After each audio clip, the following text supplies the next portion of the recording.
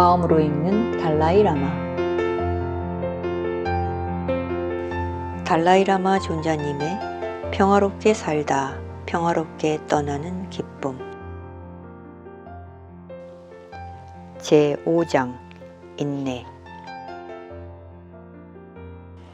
보리심을 유지하고 사라지지 않게 하는 가장 효과적인 방법은 인내심을 기르는 수행을 하는 것이다.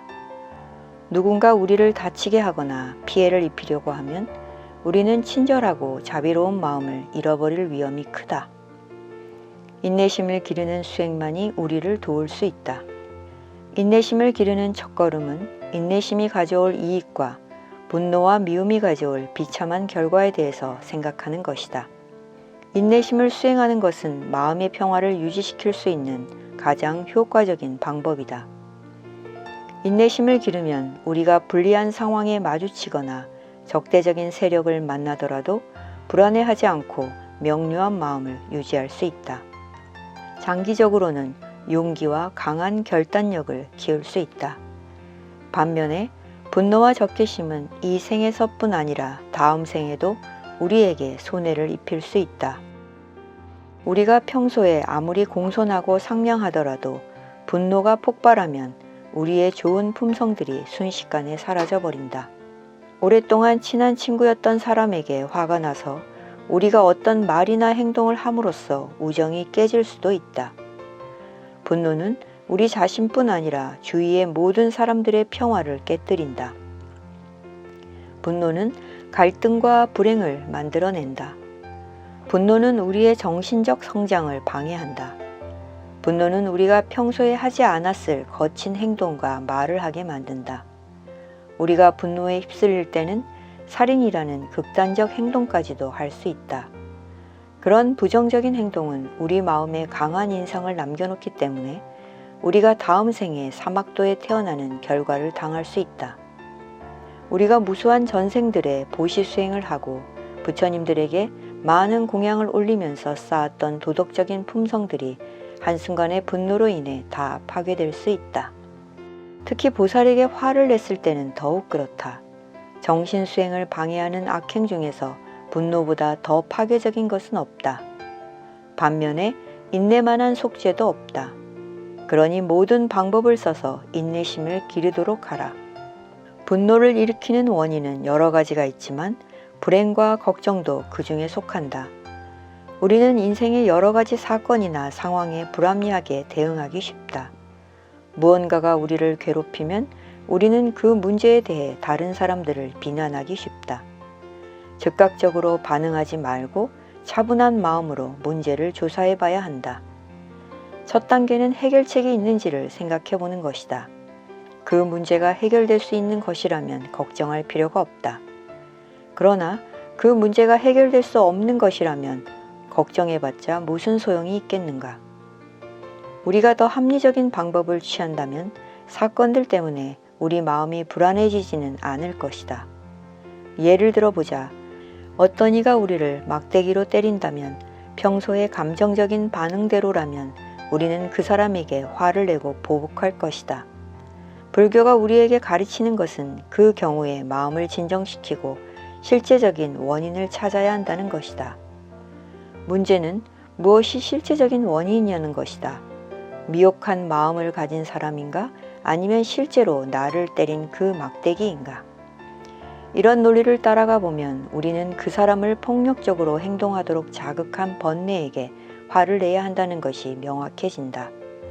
이것을 보면 우리가 일상생활에서 부딪히는 부정적인 사건들에 대응할 때 더 합리적이어야 할 것이다.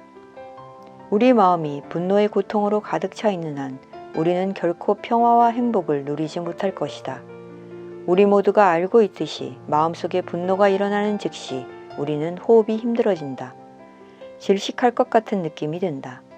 그런 상황에서 우리가 어떻게 잠을 자고 음식 맛을 즐길 수 있을 것인가?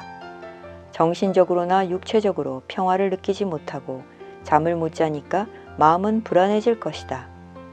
이 생에서 화를 낸 결과로 다음 생에는 못생긴 사람으로 태어난다고 불교 경전에서는 말한다. 물론 이중적인 사람들도 있어서 마음속으로 화가 날수록 겉으로는 더 미소를 짓는 사람들도 있다. 티베트의 귀족들 중에도 그런 사람들이 있다. 그들을 제외하면 우리들 대부분은 즉각적으로 분노를 나타낸다. 예를 들어 내 고향인 북동부 티베트의 암도 지방에서는 사람들이 화를 내는 즉시 얼굴이 벌겋게 달아오른다.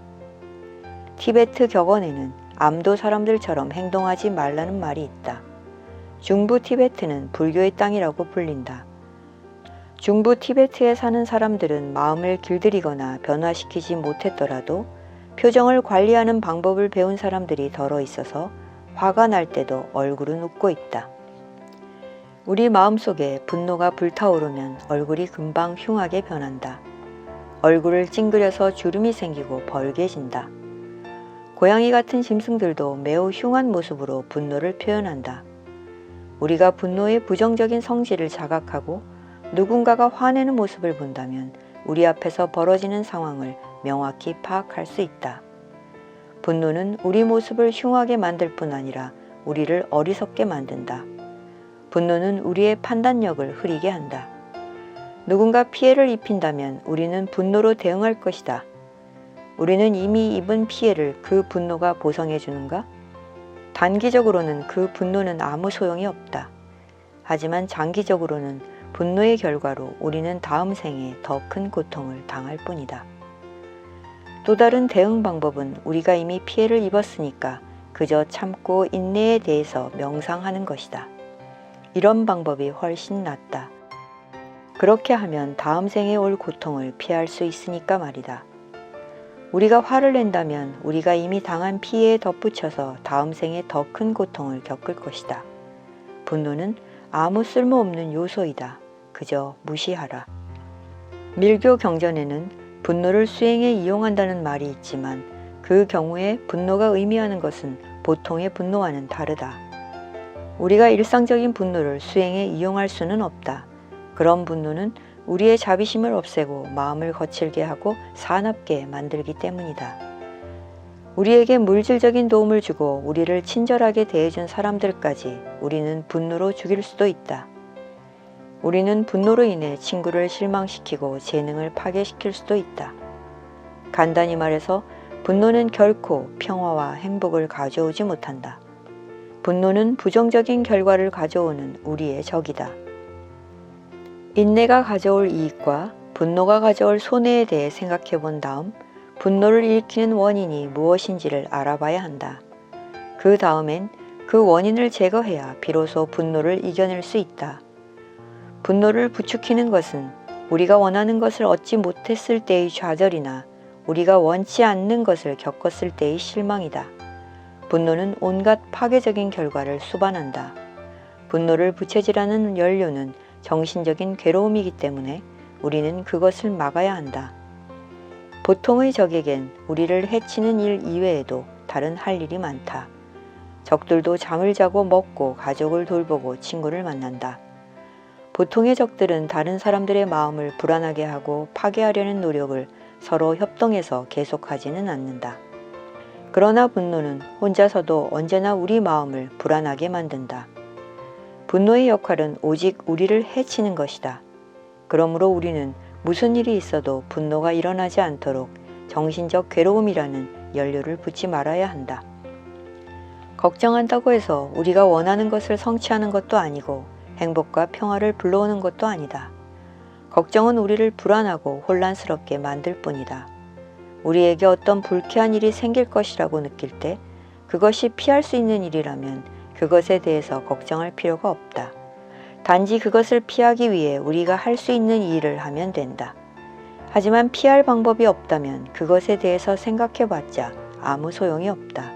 걱정해도 도움이 안 될 것이다. 근심과 걱정은 문제를 해결하지 못한다. 원인과 조건들이 결합해서 결과가 생겨나는 것을 우리가 막을 수는 없다. 그것은 자연 법칙이다. 곤란한 상황이 바뀔 수 없는데도 우리가 두려워하고 걱정하고 근심한다면 상황을 더 악화시킬 뿐이다. 두 사람이 같은 종류의 병을 앓고 있을 때 한 사람은 큰 걱정에 휩싸이고 다른 한 사람은 그렇지 않다면 어느 사람의 병이 더 악화될지는 분명하다. 티베트 망명객들과 다른 나라의 망명객들을 비교해 보면 티베트인들의 마음가짐은 일반적으로 용감하다는 것을 알 수 있다. 티베트인들은 지나치게 흥분하지도 않고 지나치게 실망하지도 않는다. 그들이 겪어야 했던 극심한 고통에도 불구하고 그들은 그것을 참아낼 수 있었다. 어떤 이들은 참기 힘든 고통을 겪었다. 그들은 20년 동안 감옥살이를 했다. 그 중에 어떤 사람들은 그때가 자기 인생에서 최고의 시간이었다고 말했다. 감옥에서 그들은 집중적으로 기도하고 명상하고 도덕적인 수행을 할 수 있었기 때문이다. 여기에서 마음가짐의 차이가 난다.